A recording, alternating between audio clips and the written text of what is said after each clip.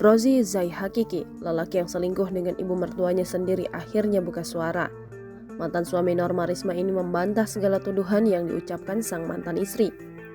Menilik YouTube Cumi-Cumi pada Rabu 4 Januari 2023, Rozi Zai Hakiki mengklaim bahwa dirinya tidak berzina dengan ibu mertua. Karena kita nggak ada, perjinahan. Namun, Rozi Zai Hakiki mengaku bahwa dirinya memang lebih nyaman kepada ibu mertuanya daripada dengan Norma Risma, sebab sang ibu lebih perhatian.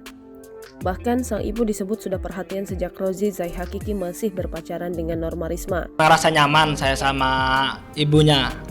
Hal itu juga dibenarkan oleh kuasa hukum Rozi Zai Hakiki, Jumadi. Jumadi menjelaskan bahwa Rozi Zai Hakiki merasa lebih diperhatikan.